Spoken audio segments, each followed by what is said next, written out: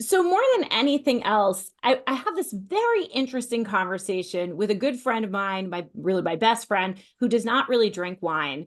And but she's very like intellectual. We were talking about like she was saying that she didn't understand, why people had coin collections and paid more than a quarter for a quarter. And we had these kinds of conversations. And I said, what's really funny is that we live in this world where one day somebody decided that money, like paper, was what we should be exchanging and putting value on. But for quite a long, long time, the value was on other things, other goods. And one of the main goods in Europe was wine, right? And so as we look at our own firmament now, it's so funny how, actual things that are made have been somewhat devalued, and how, other things are now so much more important. But that is just the nature of history.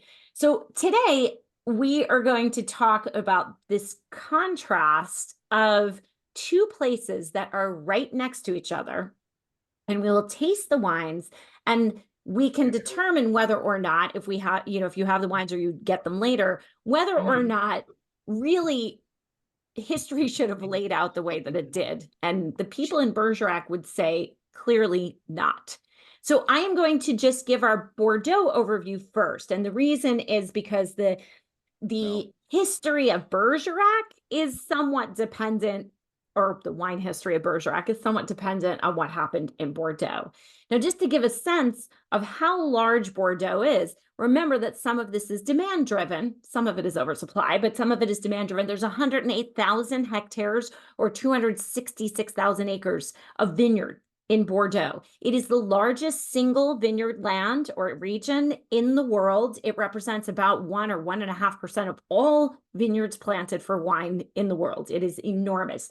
There's 6,100 estates. Most Bordeaux is not high-end or age-worthy. I always like to point that out because I do think that there is still this perception that Bordeaux is expensive. 60% of people vinify their wines on site. So it is mise en bouteille in the estate, right? So you'll see that on the bottle in Chateau. And there are 65 appellations in Bordeaux, all making different wine because terroir does matter. Although for a long time, we did not really discuss the terroir, but now we certainly are. I credit Jane Anson, my friend and really well-esteemed Bordeaux journalist, for bringing that point up in her book, Inside Bordeaux, which is great. Bordeaux, I'll bring the map up, is in Southwest France. It is a fairly spread out region. And the thing that really separates Bordeaux from many other places is its access to the Atlantic. The Atlantic is so important in the history of Bordeaux, even in the current era of Bordeaux, because what this meant is that Bordeaux had access to England. It had access to Great Britain, and it had easier access to the colonies as well, and to every other place, frankly, where you would go by boat, which back in the day was everywhere. So having this access meant that getting your wines out to the market when it was most important, when wine regions their reputations were being made, the most important thing was that Bordeaux had access. It is on the Gironde estuary. This is an estuary because it is the area there's a convergence of two rivers, which I think you can see better on this map. There is the Dordogne and the Garonne River. The Dordogne starts in the Massif Central in central France. The Garonne starts in the Pyrenees. And then these rivers flow out and join to meet at the Gironde. The Gironde then flows out in its brackish water, right? And there's a ton of amazing, interesting marine life actually in the Gironde, but for our purposes, we really just care about what the wine is. Really unique stuff here. Bordeaux has a ton of history, and it makes a lot of sense why. The situation with Bordeaux in its history is that because you have this access to the Atlantic, you had a lot of people coming up who were seafaring, and they were coming up and trying to figure out, okay, well, what is in all of Europe? And they didn't just stop in Portugal. Julius Caesar made his way overland, but the Phoenicians and other people were probably here before that. But in 56 BC, Julius Caesar made his way to Bordeaux from Rome. It became a very important port between the trade between Rome and France at the time. In Bordeaux, because it really was colonized in a merchant way, their orientation was always trade. The monastic influence was a little bit less. That's why you don't see a ton of monasteries here, maybe a little bit more in Saint-Emilion. Obviously, Saint-Emilion, there's lots of stuff named for saints here. But at the same time, monastic influence, we don't see like a ton of influence from the Cistercian monks or the Benedictines. There was some, but just not as much. The Médoc, and again, we'll go back to the map to show you where this is, and this time I will share my screen. The Médoc is this area here. I like this divided screen here because it shows you where these regions are. The Médoc comes from the Latin in medio aquae. So if you are confused about how to pronounce it, it's Médoc, like aqua, ac. So Médoc. And the name was used before Roman times, and it is in the middle of the water in the Gironde estuary, right? So they're sort of talking about that area. So this was named very, very early.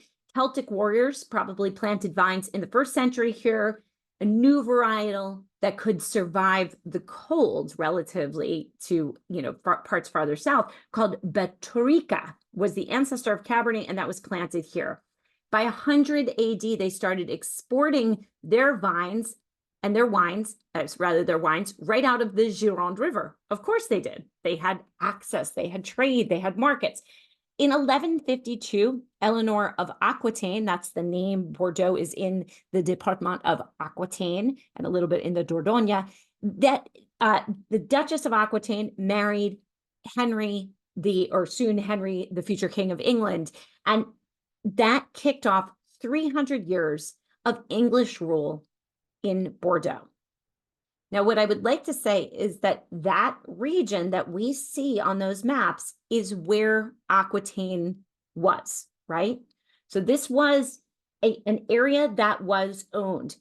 Stuff that was inland still belonged to France. Very important to remember as we move forward, right? So we had France owned, and then we have English owned. So there was a conflict between these two countries, as you probably know from your history. The Dutch drained the left bank, the Médoc. There was still some vines. The reason I mentioned the Médoc and the fact that people were here and named it in pre-Roman times is that there were still some sites in the Médoc. A lot of people say, oh, well, the Dutch drained the Médoc, and that's why there's viticulture there today. And I've probably even said that before too, but actually, technically, it's not true, because there were some sites, especially inland, in Liestrock and Moulis, for instance, and in some parts of Margaux, where they were a little bit above the marsh line. But this was a big marsh, right? I mentioned this in the Cabernet podcast, from last week. They drained the marshes, and the Dutch were very interested in doing this because they needed more trade roads. Actually, that is initially why they did this. But then they found that as they did this, there were these gravel outcroppings, and why not? They weren't using all of the land. They were just using the stuff for the road. So they planted vines. And what they found is that the grapes did very, very well on this warmer, much warmer area than anything else that was already planted, which would be the Saint-Emilion and Pomerol area, right? And they were looking for warmth because at the time it was much cooler than it is now. That was in the 1600s, and by the 1700s, the winemaking had improved beyond all recognition. You had chateau, you had first and second wines being introduced. You had, by 1860, almost all of the Médoc as we know it today was fully established. And so from there, we had the 1855 classification. The English preferred French wines to Spanish wines, which was their other trading partner. But when they got into trouble and the French and the English were constantly fighting, then they had to take the Spanish and Portuguese wines, which they did not prefer. They always preferred the French wines if they could have them, which was why that 300-year rule really set in stone the relationship between the British and the French, or the British and Bordeaux in particular.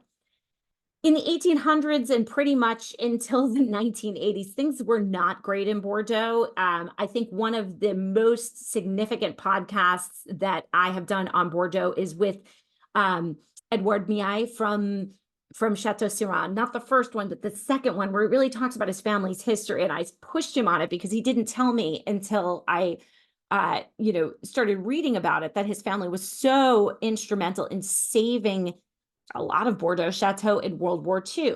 But you had odium and powdery mildew come in again from America in the 1857 time frame, and that was really not great. Sulfur treatments, that's how that started, because that was something that stopped odium. And then they were not prepared for phylloxera. Phylloxera hit 1875 to 1892, decimated most of the vineyards in Bordeaux.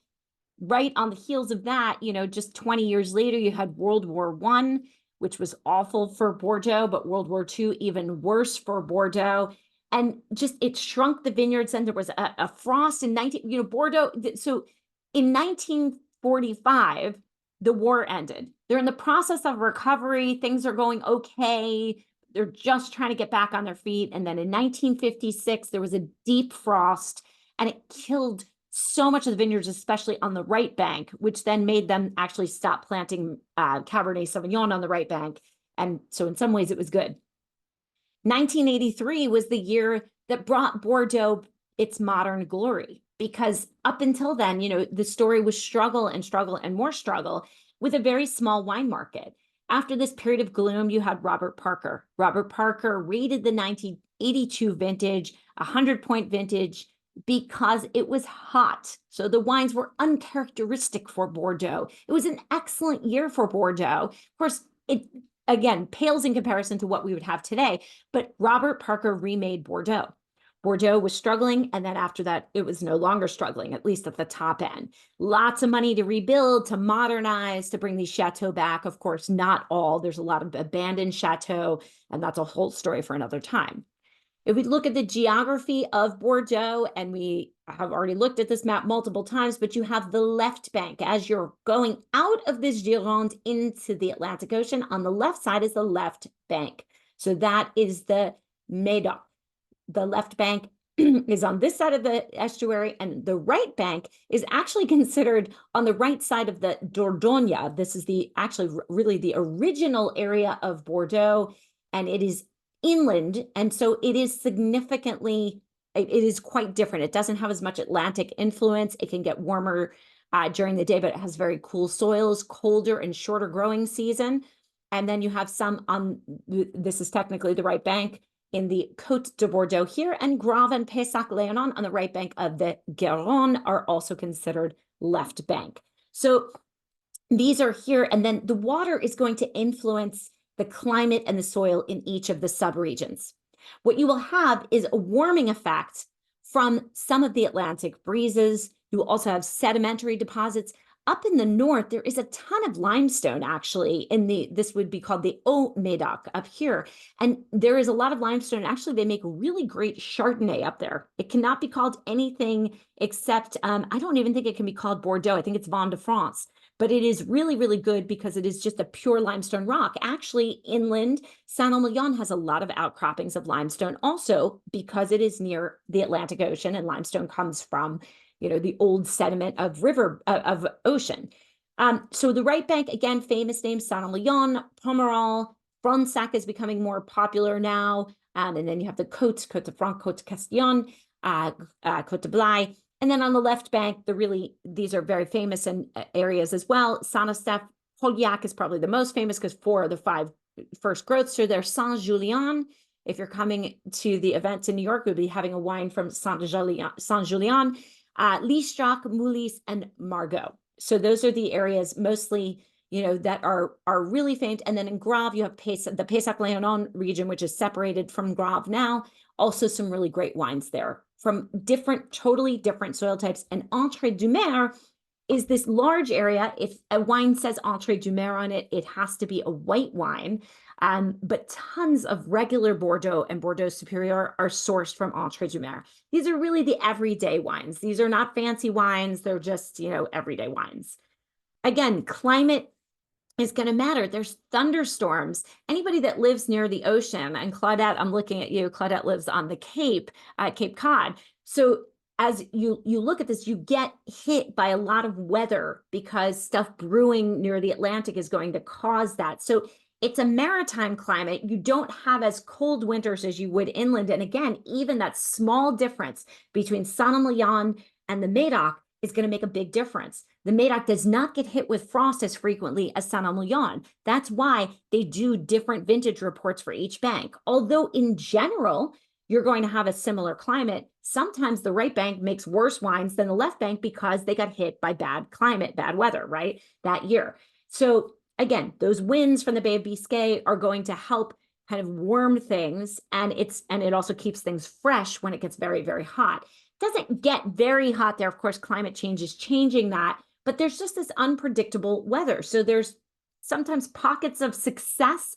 Vintage is really difficult. That's why people really concentrate on vintage in Bordeaux. It's so difficult because there's so many different pockets. So you could have a really good year in one pocket and a bad year in another. And it just depends. Where did the hail come? Where did the frost settle? Did you have nice winds? Did you have a nice long fall, or did that not happen? You know, so all of that is going to really make, that's where all of the nuance comes in. And that's why some vintages are lauded and some vintages are spoken about and some are not.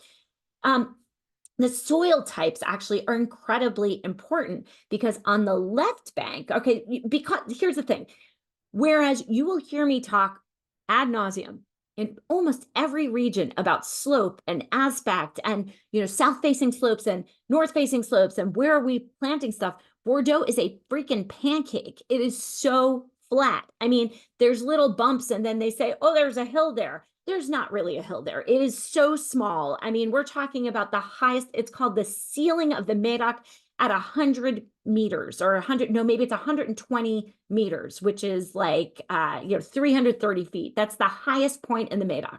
Okay. That's nothing. That's nothing. So, and again, that's in Moulis. That's in the internal area that's less well esteemed. So soil types are actually what matters, that and the individual pockets of climate, you know, that make a big difference. You have well-drained gravel and limestone on the left bank. So that's going to be really great in wet years because the water is just going to flow right through that. And so then the vines have to dig deep and they get a lot of flavor. That's great drainage. The problem is, so in hot and dry years, that can be a problem because those soils are not retaining the kind of water that you might need to combat water stress. Then you have clay soils, clay limestone on the right bank. And that is going to be great in in drier years because clay holds moisture. So in the drier years, that's sort of the small nuance there that's going to make a big difference. Later ripening stuff sometimes is near the Atlantic because you're getting these constant breezes and it can be cold. Earlier ripening, like Margaux on the left bank, for instance, is, the heat trap. This is the one, things can ripen a week earlier in Margaux or even 2 weeks earlier than in Saint-Estèphe. Pauillac is, a week difference between Margaux and Pauillac. And then in Saint-Emilion, they might ripen a lot earlier because it is inland. So, again, those hot spots are going to make a difference. Just to, again, talk about some of the soils. So you have hard limestone and thin topsoils, and that's going to give you some salinity and freshness. Cabernet Franc, Merlot, Saint-Emilion, and the satellites, right? Pomerol has some clay, but Listrac and Moulis also are similar to Saint-Emilion, incidentally. Softer limestone, Fronsac and Kennen-Fronsac, and some in Saint-Emilion. So you'll have fresh fruit and soft tannins and a little bit more body than the harder limestone.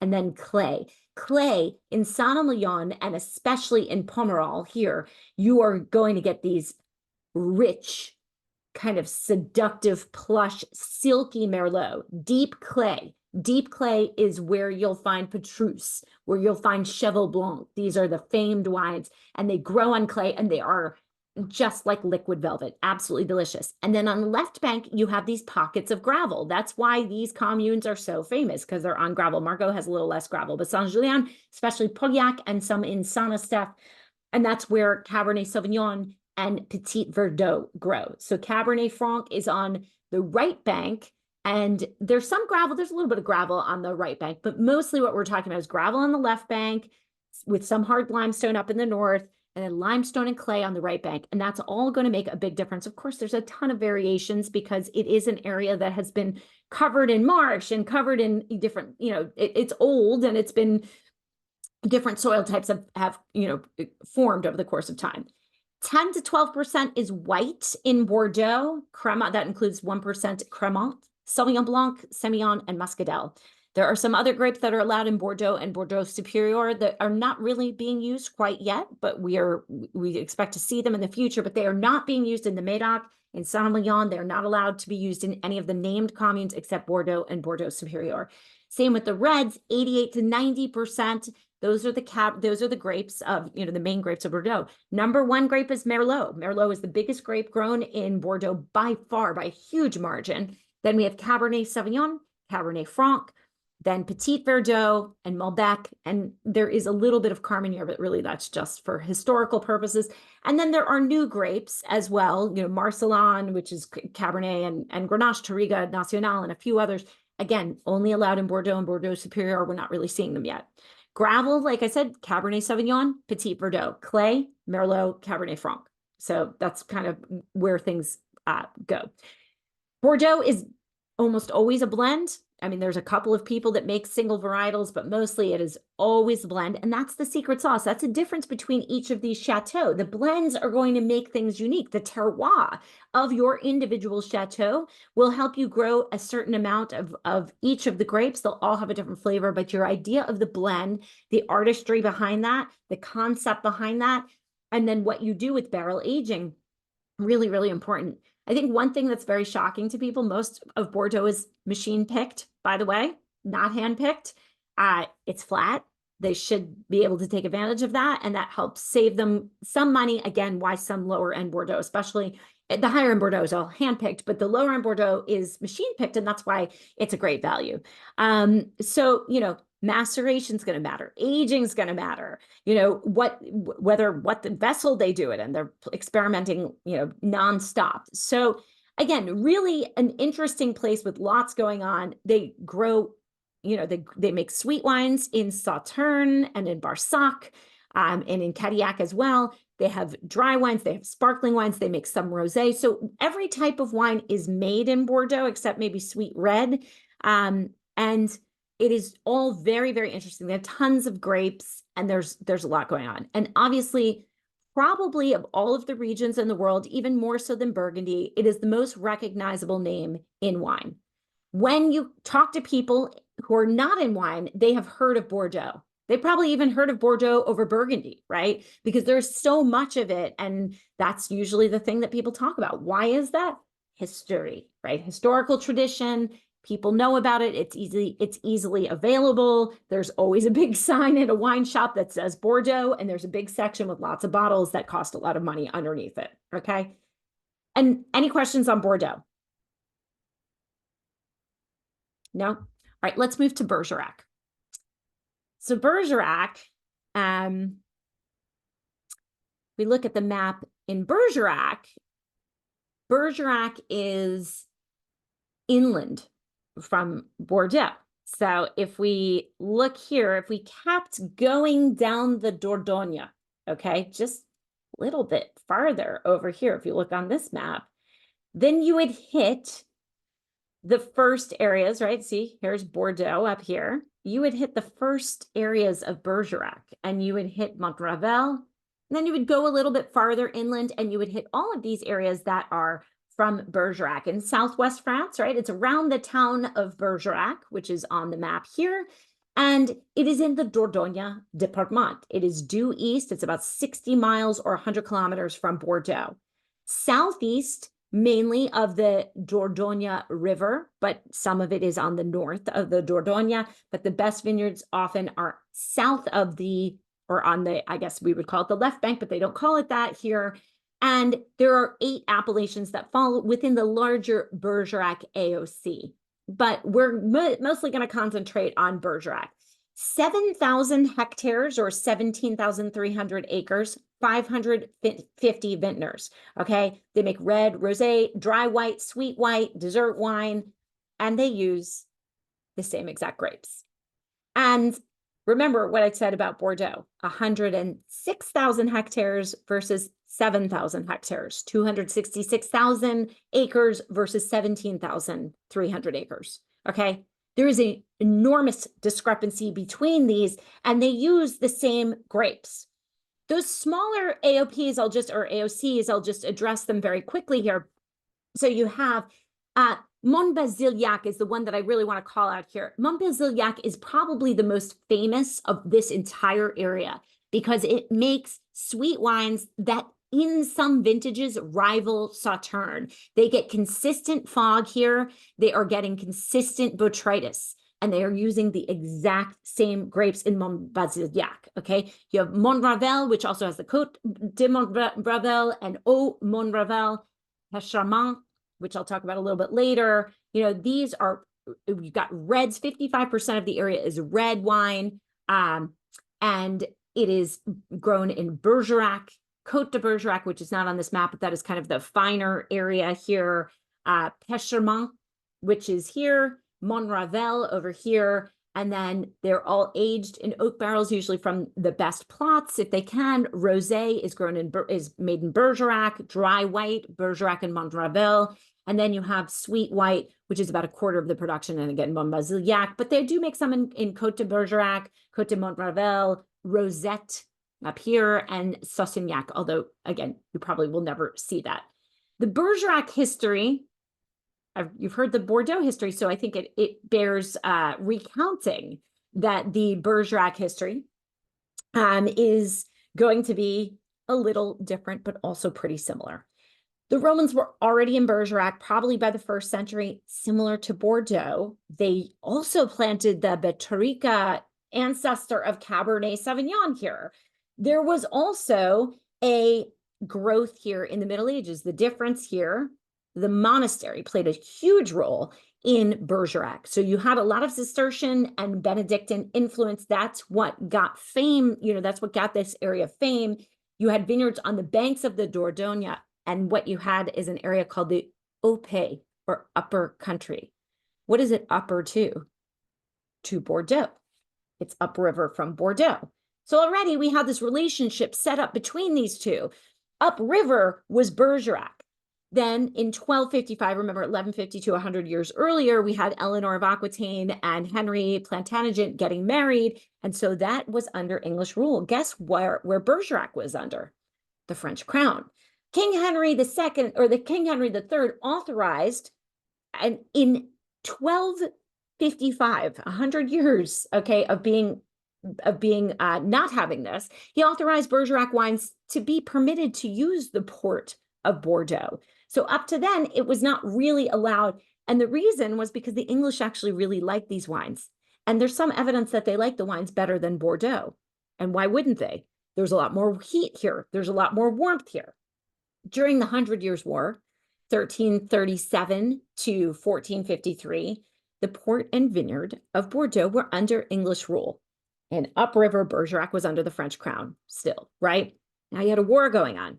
Now, what did they do to the people in Bergerac? They say, well, Bergerac says, well, we've got to use your access. I know there's a war going on. We need your access to the port of Bordeaux. And so, out to the Atlantic Ocean. And what does Bordeaux say? Great.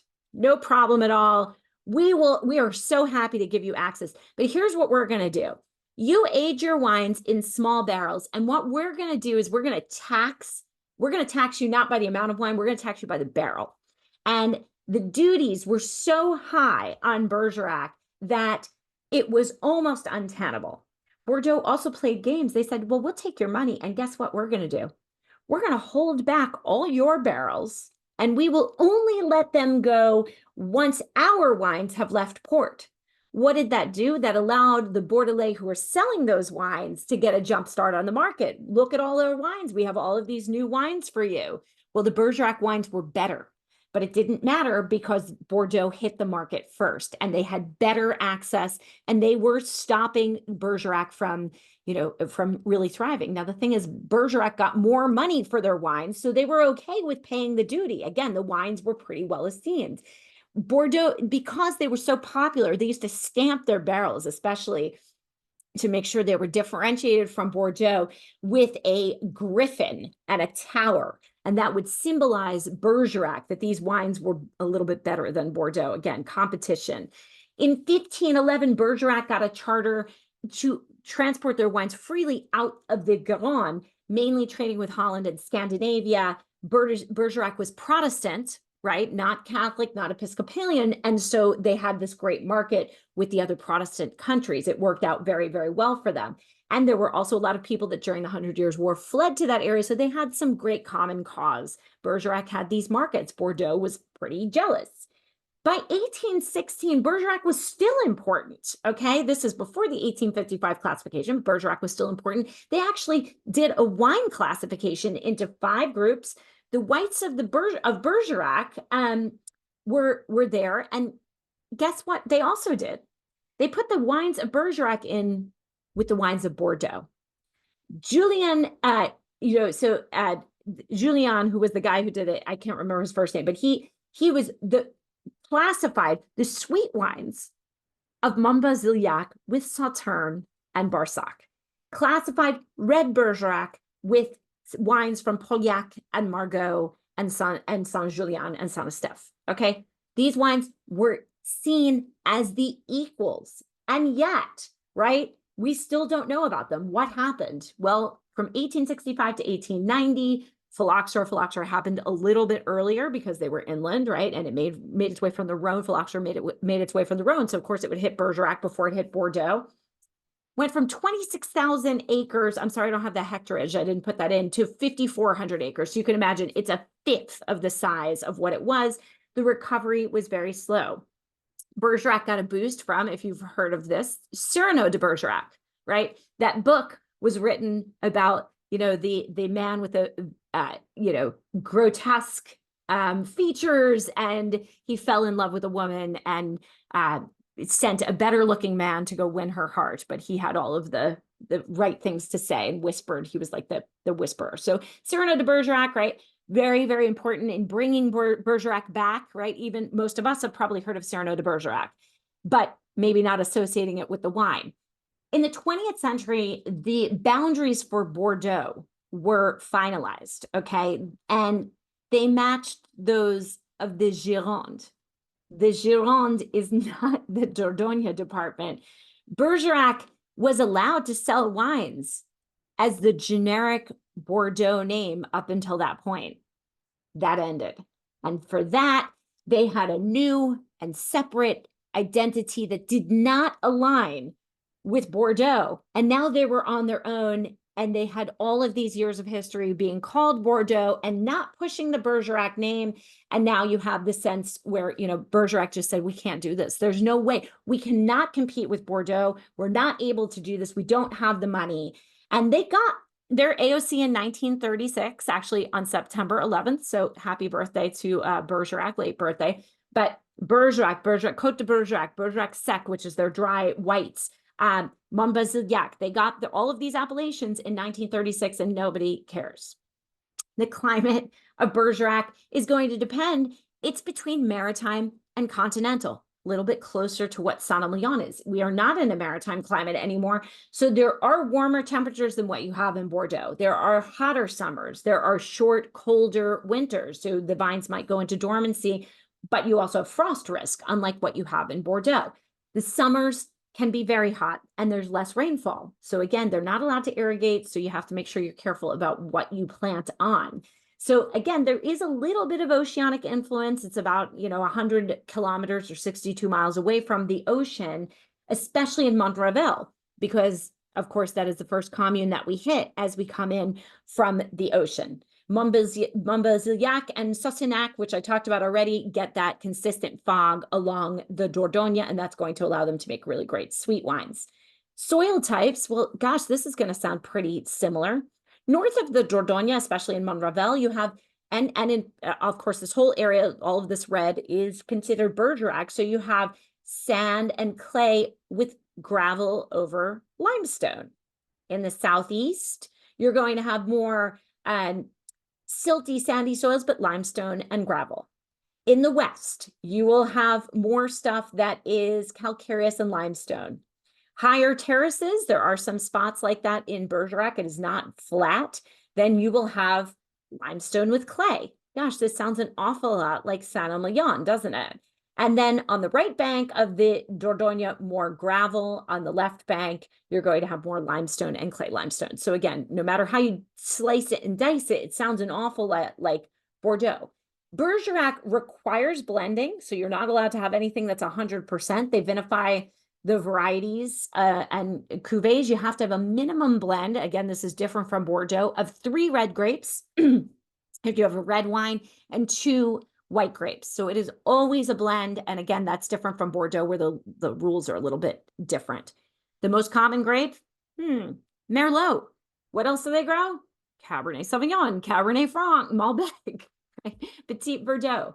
There's a little bit of other grapes, you know, Fer Servadou and Merel, which are, you know, from other spots, but mostly we're talking about the same grapes as Bordeaux.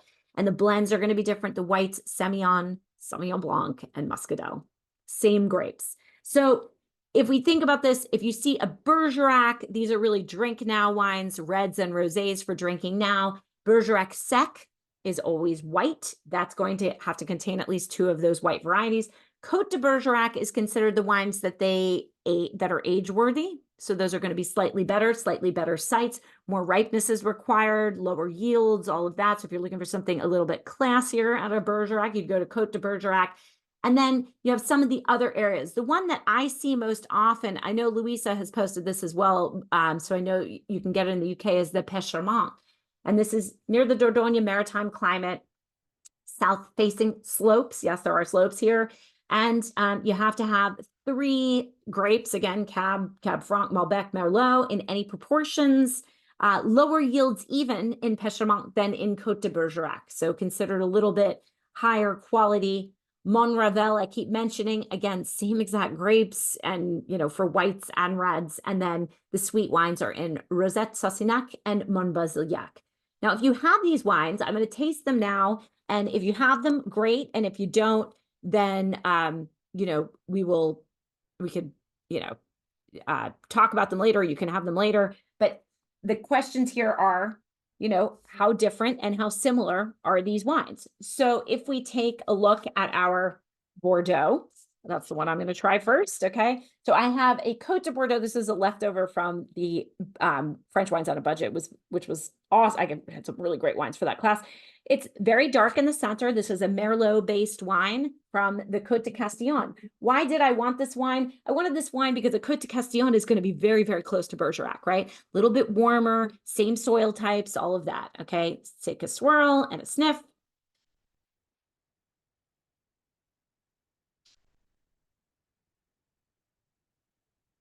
Soft wine, nice finish, nice drying tannins, but not over the top because we're talking about a Merlot-based wine.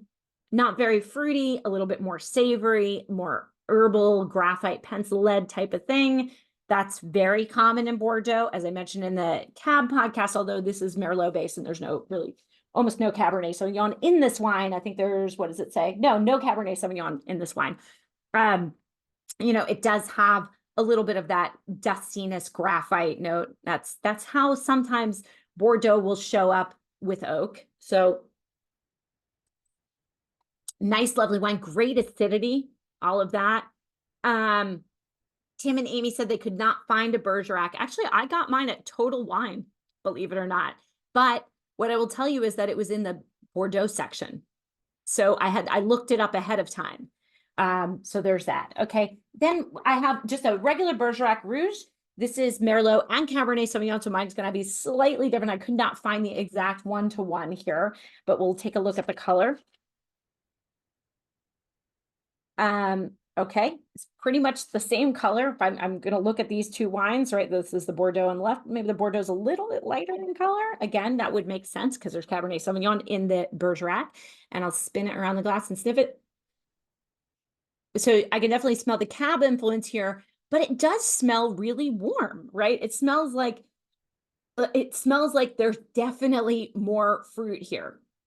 It's definitely something that is stronger and more powerful. I find that frequently with Bergerac. I'm trying to see if I can see the percentage. So it is just, yeah, 35% Cabernet and 65% Merlot. So mainly Merlot. And I will take a sip.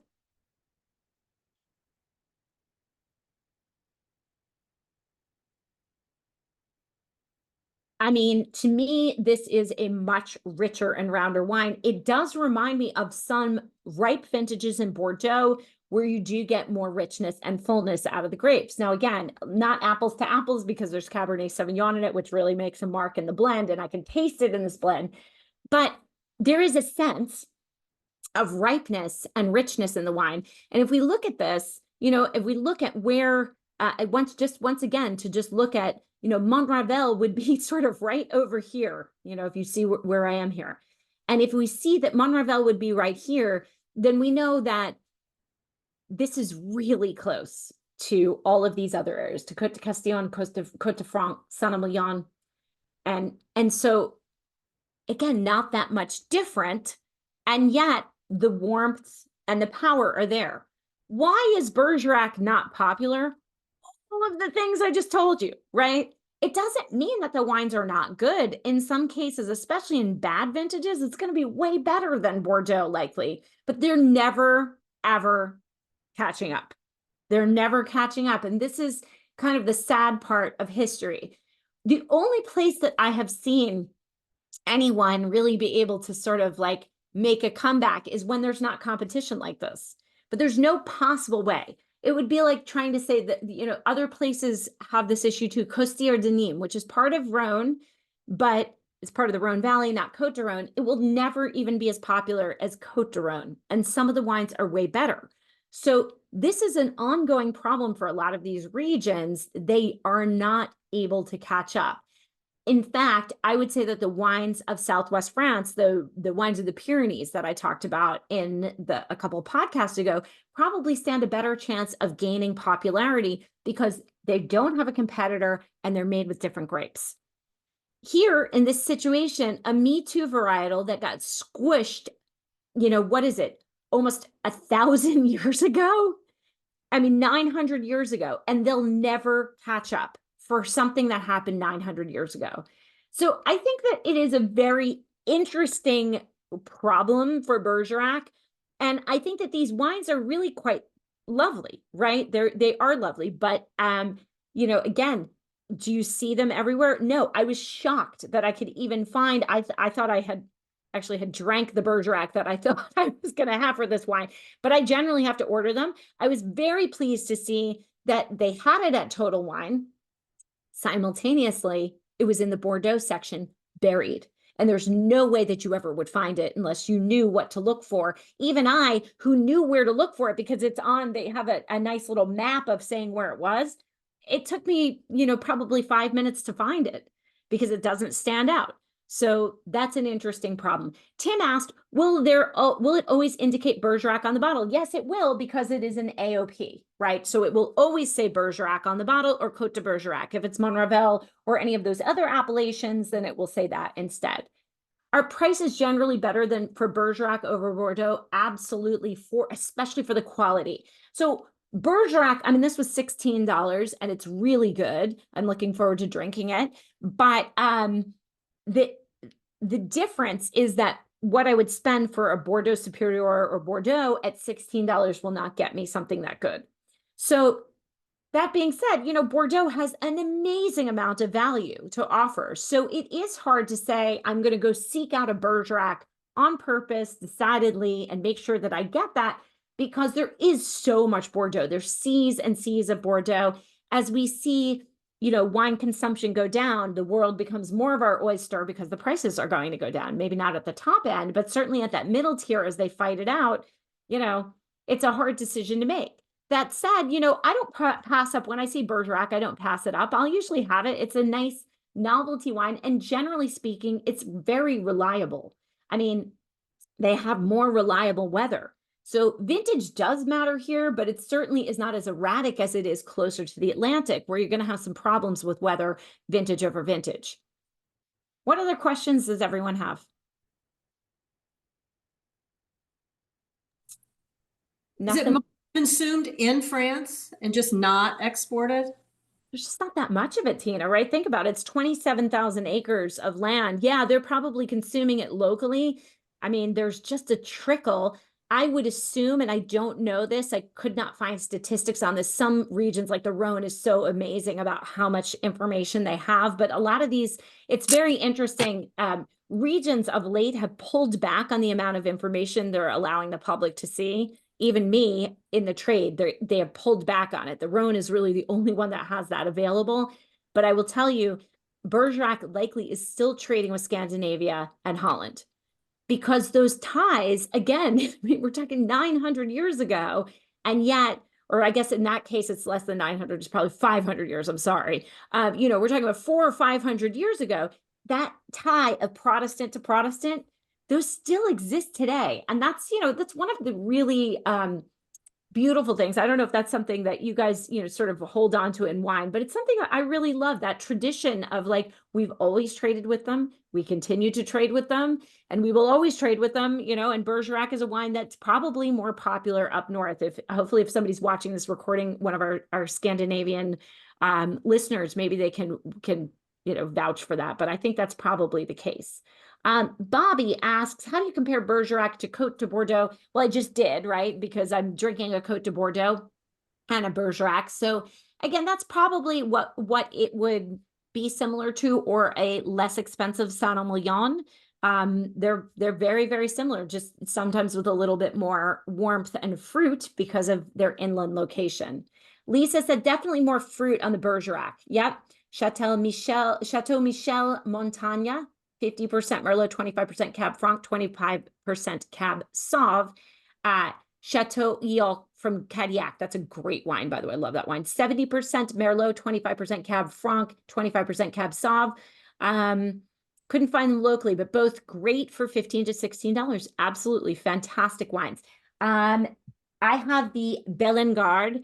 This is actually an excellent producer from Bergerac, one of the top producers of Bergerac. So that's my wine. I'll write it in the chat. But Bellegarde. So let's see. Tim asked, will Bergerac benefit from climate change? It may benefit from climate change less than Bordeaux, right? Because Bordeaux's a little bit cooler. And, I always like to bring this point up about climate change and Bordeaux. Bordeaux is incredibly active about combating climate change and figuring out what to do. And they are very active with organics and biodynamics. And the point that I want to make is they destroyed their soil. They just destroyed it with pesticides and, overcropping and not overcropping things, but growing things and just being so taxing on the soil. And they did not pay attention for the longest time about what to do to make the plants healthy, right? There was so much money, except in the top chateau. They really did not do this. Bordeaux, when we talk about climate change, yes, they're great that they're getting ahead of it and planting some experimental grapes. I don't think they're ever really going to have to use those, at least not in our lifetimes. The fact is, they have done very little with canopy management. They have done very little with trying to figure out they've coasted for a really long time. So we have a long way to go before we write Bordeaux off.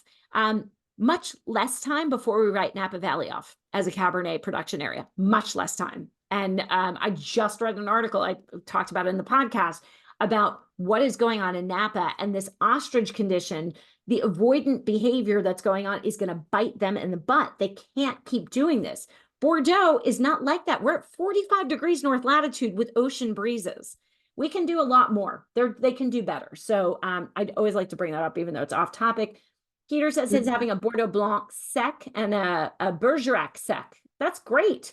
Moderate. Okay, so which do you like better, Peter? I think the Bordeaux Blanc is nicer. Yeah, I like the fruity elements more, I think. And you're with the crowd, right? I mean, that's why it's more popular. And again, what I would say about Bordeaux, why do people like Bordeaux? People will have, people in the wine industry will crap all over Bordeaux and they'll say, oh, it's all because of marketing and this and that and history. It's true. But why does Bordeaux stay the way it does? Why do people keep buying it? Because it's freaking delicious. And I wish that, I kind of wish I could give this, lecture to young wine drinkers about Bordeaux because they're afraid of it. But the fact is, it's delicious. And that's why people really like it, right? I mean, just is what it is. Heidi says, interesting history, has never heard of Bergerac, but we'll be on the lookout for it. Kim likes the comparison, interested in Bergerac wines from Martin Walker novels. Oh, cool. Bobby Heath, too. So very cool. What other comments or questions do we have? Hi, Elizabeth. Hello, love. William, turn the kettle off. Sorry, just as I said that, my son turned on a noisy kettle. Of course you did. I would just say one thing about Montbazillac, which is it's really delicious and Yes. very proud. If you speak to people from Bergerac, they're very proud of Montbazillac, and I don't know if it quite trumps Sauternes, but it is very, very good. So if anyone's going to that region, you should definitely check out Montbazillac. I think some of the wines from Bergerac, the reds, because I have family there, so I'm out there a lot, and they can be a bit rustic, and I think that's sometimes where it gets a bit of a bad press. If you can get a very good Pechamont, one of my favorite wines is from a place called L'Anchancoeur, and they do a Pechamont which is delicious. I've also had some quite rough Pechamont. So I think you and I have had that conversation about Yeah. Pechamont, where it's just not a sign of quality at all. But if you can, as you always say, a good producer, and that one is L'Anchancoeur. Unfortunately, you can't get their Pechamont here, but you can get other ones of their wines. And the other thing I was going to say about Bergerac really is the notable thing for me is there's always more Malbec. So the rosés are generally Malbec and they're delicious. I don't really associate Bordeaux with Malbec. Cabernet Franc, yes. Petit Verdot, yes. They are using more of it though now, by the way, because it can handle heat. So they're starting to plant a lot more of it, especially on the right bank. Yeah, and Bergerac Sec, which is the white wine, the dry white wine, again, delicious. So these are slightly cheaper. They are very good, but again, producer driven. You have to know the good producers. Some of the red is a bit rustic, a bit rough. I'm drinking a Côte de Bergerac, but I'm also drinking a Cadillac like you. And yeah, I really like them both. They're very different. But Montbazillac, that's what it's about. I 100% agree. And I think that, so I think the thing about, the problem is that Sauternes is now so inexpensive that Montbazillac doesn't have that value proposition. So it used to be that all Sauternes, and they should probably raise the prices of Sauternes overall, frankly, given how hard it is to make. But it used to be that Montbazillac and Cadillac as well for the sweet whites, but Montbazillac is better than Cadillac because the fog that comes off of the Dordogne and provides the botrytis for Montbazillac is incredibly predictable, much more predictable than it is in Sauternes, actually, even sometimes. So, or a Cadillac. So yeah, I mean, excellent. I totally agree with that. And actually, interestingly, I don't know if anybody, I can't remember if anybody here, do we have any Virginia people? There's actually a producer at a winery. It's a long story, but there's a producer in Virginia and she is from Montbazillac and sells her family's wine in Virginia. If you wind up going there and you want to know where she is, I can direct you to them. She's actually married to one of the sons that runs Gabriel Rousset, which is in Charlottesville, but she works for a number of other wineries. I think they might sell the Montbazillac at Gabriele Rousset. So anyway, or Rousey, sorry. So there's that too. You might be able to get a very cool Montbazillac if you visit Virginia. Go figure. Any other questions? Do they have like a chateau system? The bottle I have, and I noticed the one you have is chateau blah blah blah. Mm-hmm. Yep. So it's kind of constructed the same way Bordeaux is. Remember that it used to be Bordeaux, right? Okay. So until the 20th century, it was Bordeaux. And then they got sideswiped by the laws. Now, I'm not necessarily saying they should not have separated the two, but maybe not, maybe not. And yes, it's set up the same way. Now, the chateaux are not grand, but there's a lot of things on the right bank that don't have grand chateau either. Most of the really fancy freaking chateau are on the left bank, because that's all the nouveau riche. All Yeah. that stuff didn't come about until the, late 1700s and early 1800s. The stuff on the right bank, it's still farmers. And so that just continues down the right bank towards the Dordogne, because Bergerac is nothing really more than an extension of Saint-Emilion, a warmer extension, not Saint-Emilion, of the right bank. So yeah, I mean, again, that's why I keep showing you the map, because it's just kind of this very odd thing. And no one in Bordeaux is ever going to tell you there's a wine region right next door. Right. Why would they? One- What if you like it better? What? There was one bottle of Bergerac as an option, and they had to even pull it from another store. So, but they Right. had it. But they had it, right? So that's the other thing that I'll say is that, like, everyone seems to have it.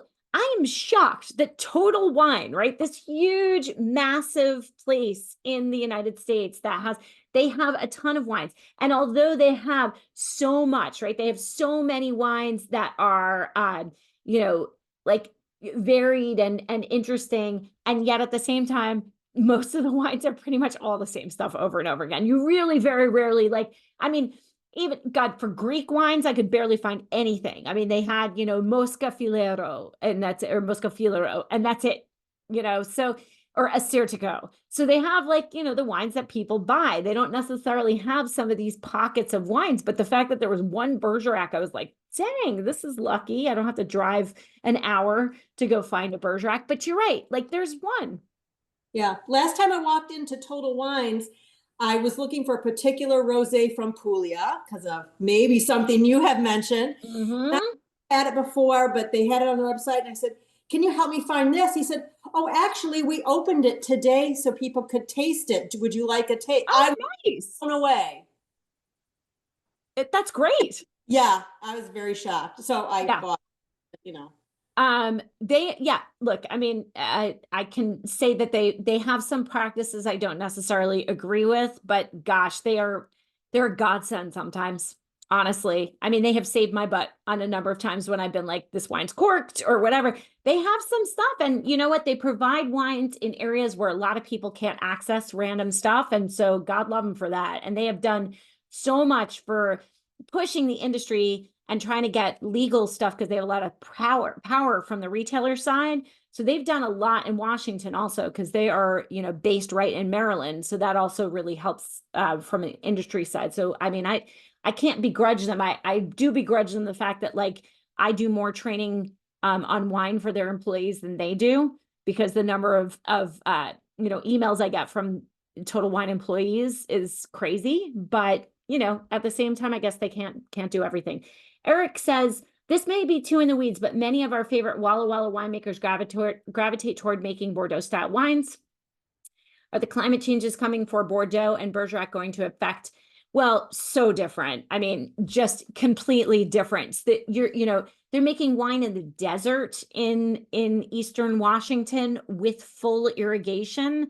They're making wine in Bordeaux and Bergerac with none of that. There's no oceanic influence. They cannot even be compared. I mean, these two regions they should not even be, except for latitude, although I even think Walla Walla and Columbia Valley are a little bit higher than Bordeaux, but they have, you couldn't even draw a comparison between the two from a climate perspective.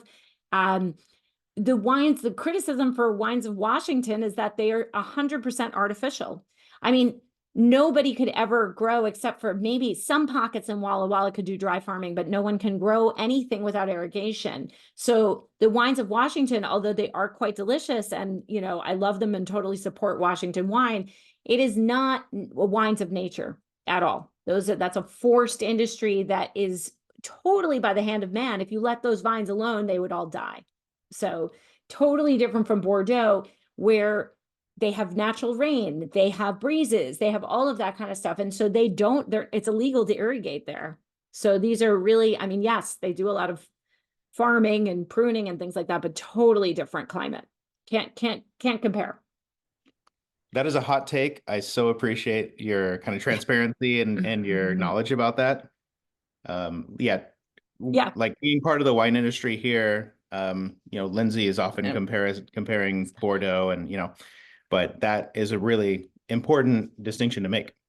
No, you can't compare them. I mean, there's no, again, I'm glad I didn't even know you were in the industry. I love Washington. I am so supportive of the industry, but it was an industry set up for, by if you didn't have the Columbia River, you couldn't grow grapes.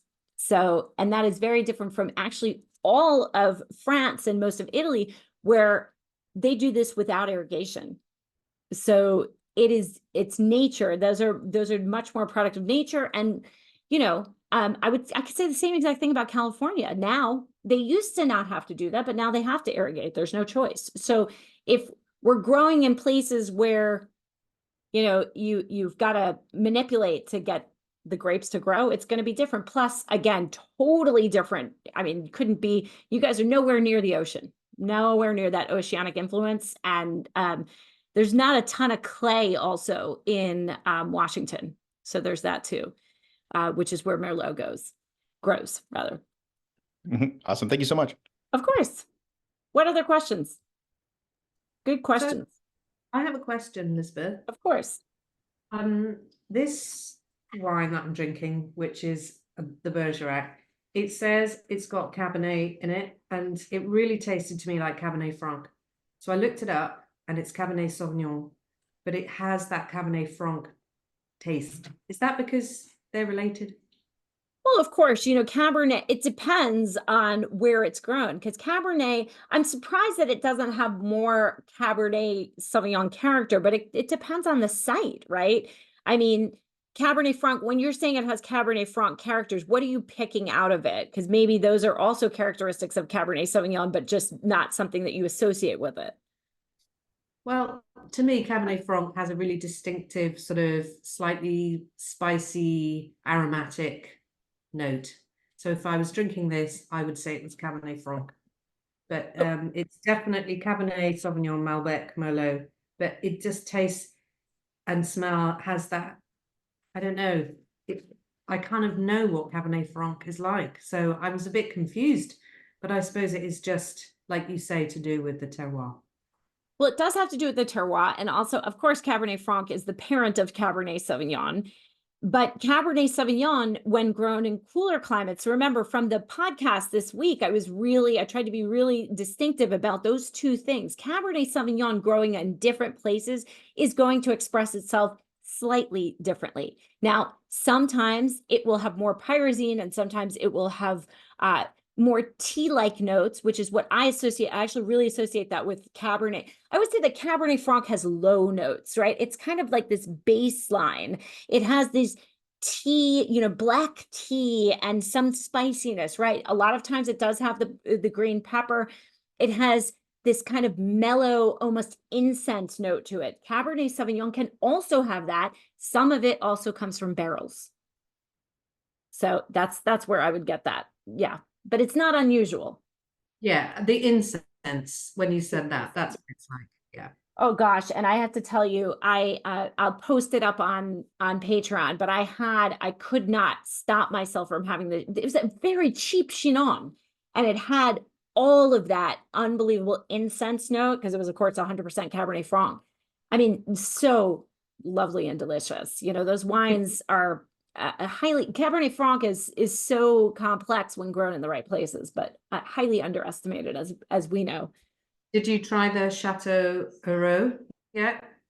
Chateau the one from is it Heureux? Hureau. It's the Champagny. Oh, yeah. The Saumur Champagny. Yeah. I feel like I have had that. I'll have to look for the label because I have a good memory for labels. So I'll look at it. You were going to go for the Loire class, I think. Oh, maybe I do. I might have it right here. I have not unpacked my my bottles yet. So that's the Walk the Plank wine that I love, and it's really incensey, and it's Cabernet Franc. And I mean, I love it. I feel like climate change has definitely helped Cabernet Franc in the Loire what is it doing in Bordeaux? You know, I feel like that they look at it so much as an accessory grape and concentrate so much on Cabernet Sauvignon and Merlot, except for the places that really concentrate on Cab Franc, that we, you know, we often don't notice it as much in a Bordeaux blend. So, you know, but for those of us that do drink wines from Chinon and from Semur Champagny and Bourget, you're going to get those, you will pick them up the more that you have right bank wines and see them. Cab Franc is actually being grown a lot less on the left bank, incidentally, now. And the plantings of Cabernet Sauvignon are going up because it can now handle heat. But there's that point, right, at which I've got to post that article for you guys on Napa and what's going on there. It really blew my mind. I'm going to try to get, I'll see if I can get the associate. Of course, again, I always say I'm going to get these people on and then I talk to them and they're not podcast. They can't really be on the show.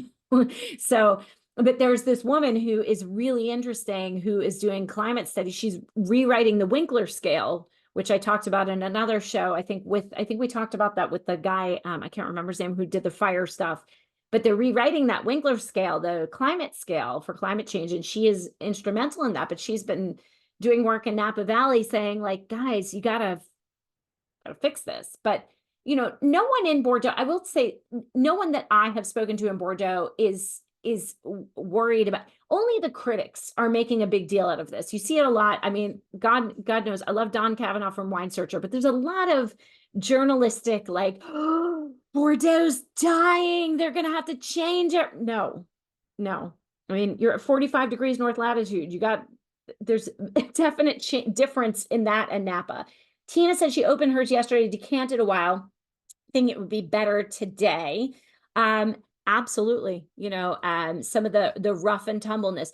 Again, why? So Louisa, I will address that issue of the rusticity, and I'm going to address it with this. Do you know why those wines are likely rustic? Because it's not terroir. It's money. They're not.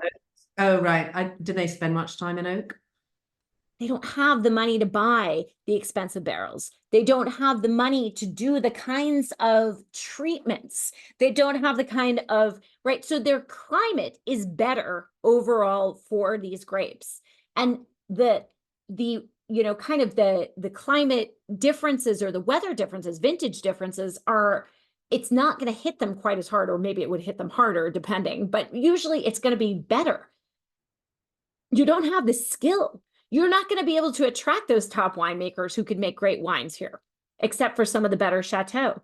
And there's no money. So what are they doing? They don't have the money to buy new barrels. They don't have the money to buy more expensive barrels. If you are getting $17 US a bottle for wine, which is what, 12 pounds for wine, you are not going to be able to invest the kind of money that someone in Bordeaux is going to be able to invest, because they are going to get the money. And, you know, the other thing is, you might be able to sell these wines and you might be able to get your $16, $17 or 12 pounds for them, but you might not know. You don't know if you're actually going to be able to sell them. In Bordeaux, it doesn't matter what it is. You will sell Bordeaux. You'll sell it anywhere. It doesn't matter if it's a secondary market, tertiary market, whatever, you're going to be able to sell that. I mean, yeah, a lot of people have gotten left over with wine because they don't have access to markets, but it's not because it's Bordeaux. You can sell Bordeaux anywhere. Can you sell Bergerac anywhere? No. So it's it's cash, right? Remember what I said about Robert Parker? Robert Parker and that 1982 vintage brought in an infusion of cash to Bordeaux like they had not seen it in a very long time. I'm not going to say they've never seen it, because they had seen it before, but they hadn't seen it in a long time. And that allowed them to make the wines even better. So putting them even farther ahead of Bergerac, and Bergerac, you know, they just can't afford it. So there's not, as I said, you know, this 900-year history has now put them so far behind the 8 ball, they're never catching up. So interesting, a little bit sad, but these wines are fun. If you see them on a wine list, if you see them on the shelf, you know, why not grab them, see what they are, see what the differences are between them. Like I said, I always say the Pechamont is riskier probably than Bergerac rather, and Côte de Bergerac is the least risky proposition of all, because those are their top wines. And by the way, those are like, instead of $16, they're $17. Oh, wow. Too bad. They really don't get that much more money for them, even though they should. So, all right. Any other questions? Great conversation. This was a really great mini class. I love this. I'll Thank see you. you all soon. Thank you so much.